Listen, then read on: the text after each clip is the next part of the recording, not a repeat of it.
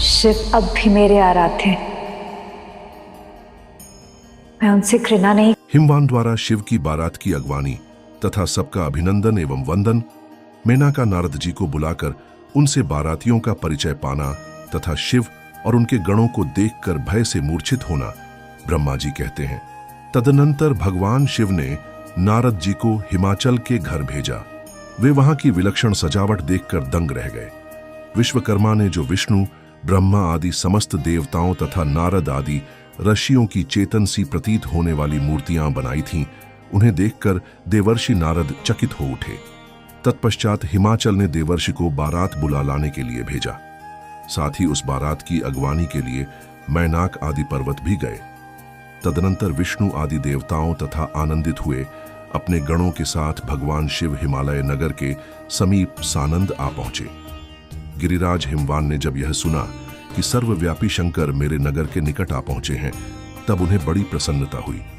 तदनंतर उन्होंने बहुत सा सामान एकत्र करके पर्वतों और ब्राह्मणों को महादेव जी के साथ वार्तालाप करने के लिए भेजा।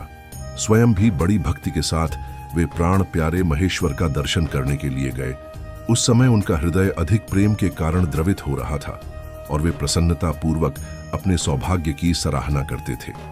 उस समय समस्त देवताओं की सेना को उपस्थित देख हिमवान को बड़ा विस्मय हुआ और वे अपने को धन्य मानते हुए उनके सामने गए।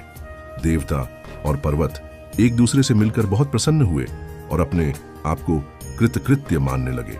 महादेव जी को सामने देखकर हिमालय ने उन्हें प्रणाम किया। साथ ही समस्त पर्वतों और ब्राह्मणों ने भी सदाशिव की वंदना की। वे वृषभ पर आरूढ़ थे। उनके मुख पर प्रसन्नता छा रही थी। वे नाना प्रकार के आभूषणों से विभूषित थे और अपने दिव्य अंगों के लावण्य से संपूर्ण दिशाओं को प्रकाशित कर रहे थे। उनका श्रीअंग अत्यंत महीन, नूतन और सुंदर रेशमी वस्त्र से सुशोभित था। उनके मस्तक का मुकुट उत्तम रत्नों से जटित होने के कारण बड़ी शोभा पा रहा था। वे अपनी पावन प्रभा का प्रसार करते हुए हंस रहे थे। उनका प्रत्येक अंग भूषण बने हुए सर्पों से युक्त था तथा उनकी अंग कांति बड़ी अद्भुत दिखाई देती थी। दिव्य कांति से संपन्न उन महेश्वर की सुरेश्वर गण हाथ में छंवर लिए सेवा कर रहे थे। उनके बाएं भाग में भगवान विष्णु थे और दाहिने भाग में मैं था। पीछे देवराज इंद्र थे और अन्य देवता आदि भी पीछे तथा अगल बगल में विद्यमान थे। नाना प्रकार के देवता आदि उन लोक कल्याणकारी भगवान शंकर की स्तुति करते जाते थे। उन्होंने स्वेच्छा से ही दिव्य शरीर धारण कर रखा था। वास्तव में वे साक्षात परब्रह्म परमात्मा, सबके ईश्वर, उपासकों को मनोवांछित वर देने वाले, कल्याणमय गुणों से युक्त, प्राकृत गुणों से रहित, भक्तों के अधीन रहने वाले, सब पर कृपा करने वाले, प्रकृति और पुरुष से भी विलक्षण तथा सच्चिदानंद स्वरूप हैं। उनके दर्शन के पश्चात हिमवान ने भगवान शिव के वाम भाग में अच्युत श्रीहरि का दर्शन किया, जो नाना प्रकार के आभूषणों से विभूषित हो विनतानंदन गरुड़ की पीठ पर विराजमान थे। मुने भगवान के दाहिने भाग में उन्होंने 4 मुखों से युक्त महाशोभाशाली तथा अपने परिवार से संयुक्त मुझ ब्रह्मा को देखा। भगवान शिव के सदा ही अत्यंत प्रिय इन दोनों देवेश्वरों का दर्शन करके परिवार सहित गिरिराज ने आदर पूर्वक प्रणाम किया। इसी प्रकार भगवान शिव के पीछे तथा अगल बगल में खड़े हुए दीप्तिमान देवता आदि को भी देखकर गिरिराज ने उन सब के सामने मस्तक झुकाया। तत्पश्चात शिव की आज्ञा से आगे होकर हिमवान अपने नगर को गए। उनके साथ महादेव जी, भगवान विष्णु तथा स्वयंभू ब्रह्मा भी मुनियों और देवताओं सहित शीघ्रता पूर्वक चलने लगे। मुन्ने उस अवसर पर मेना के मन में भगवान शिव के दर्शन की इच्छा हुई, इसलिए उन्होंने तुमको बुलवाया। उस समय भगवान शिव से प्रेरित होकर उनका हार्दिक अभिप्राय पूर्ण करने की इच्छा से तुम वहां गए। मैना तुम्हें प्रणाम करके बोली, मुने, गिरिजा के होने वाले पति को पहले मैं देखूंगी। शिव का कैसा रूप है, जिनके लिए मेरी बेटी ने ऐसी उत्कृष्ट तपस्या की है। तात उस समय भगवान शिव भी मेना के भीतर के अहंकार को जानकर श्री विष्णु और मुझसे अद्भुत लीला करते हुए बोले।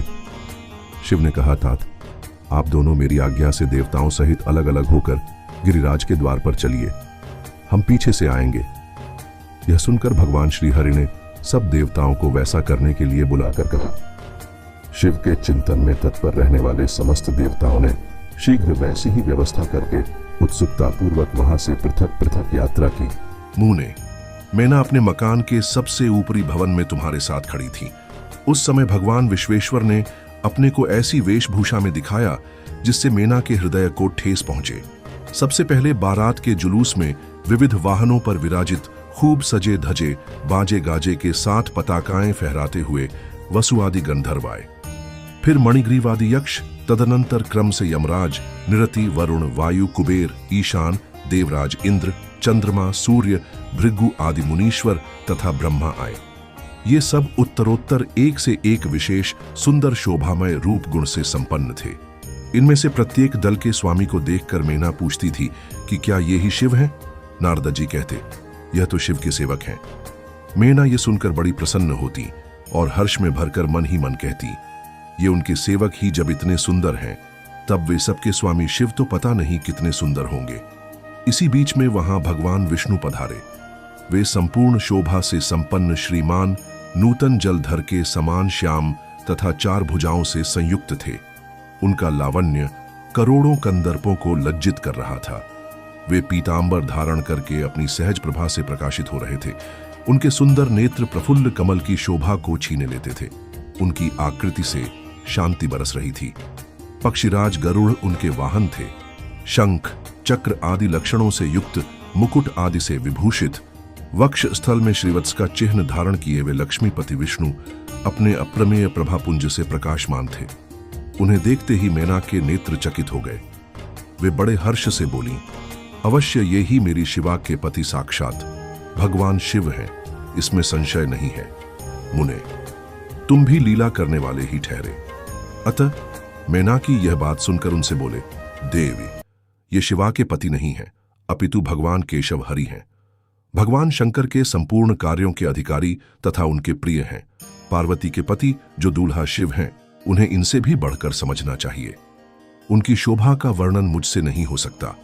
वे ही संपूर्ण ब्रह्मांड के अधिपति, सर्वेश्वर तथा स्वयं प्रकाश परमात्मा हैं। ब्रह्मा जी कहते हैं, नारद, तुम्हारी इस बात को सुनकर मैना ने उन शुभ लक्षणा उमा को महान धन वैभव से संपन्न, सौभाग्यवती तथा तीनों कुलों के लिए सुखदायिनी माना। वे मुख पर प्रसन्नता लाकर प्रीतियुक्त हृदय से अपने सर्वाधिक सौभाग्य का बारंबार वर्णन करती हुई बोली। मैना ने कहा, इस समय मैं पार्वती को जन्म देने के कारण सर्वथा धन्य हो गई। ये गिरीश्वर भी धन्य है तथा मेरा सब कुछ परम धन्य हो गया।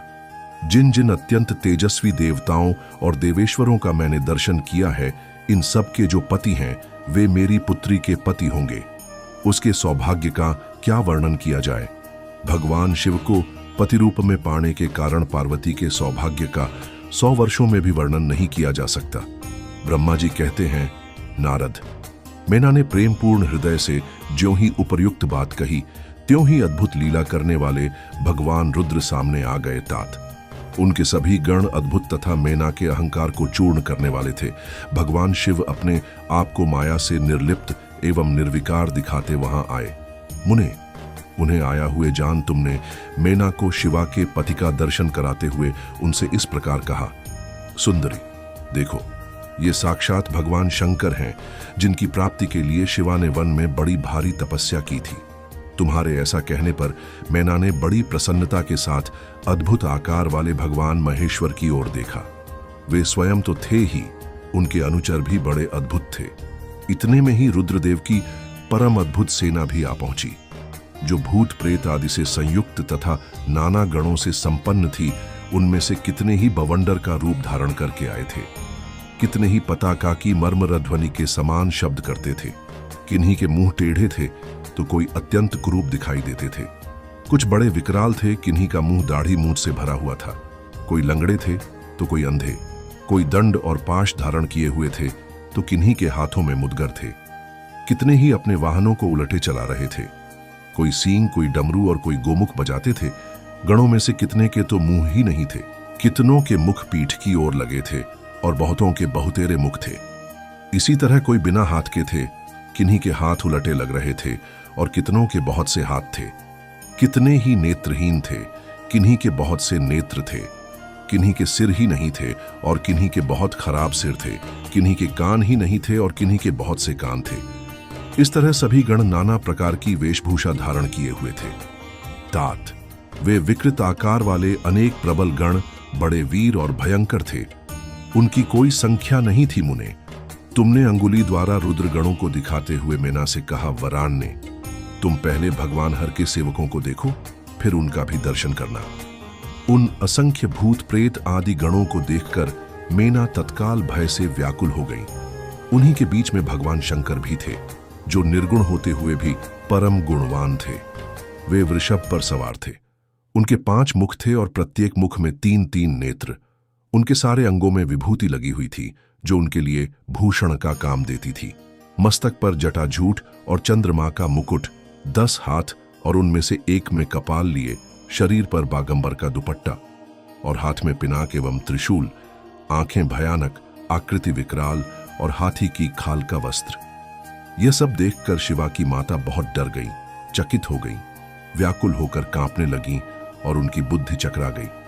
उस अवस्था में तुमने अंगुली से दिखाते हुए उनसे कहा, यही हैं भगवान शिव? तुम्हारी यह बात सुनकर सती मेना दुख से भर गई और हवा के झोंके खाकर गिरी हुई लता के समान तुरंत भूमि पर गिर पड़ी।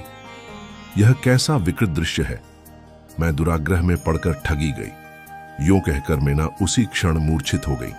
तदनंतर सखियों ने जब नाना प्रकार के उपाय करके उनकी समुचित सेवा की, तब गिरिराज प्रिया मेना धीरे धीरे होश में आई। ओम नमः शिवाय।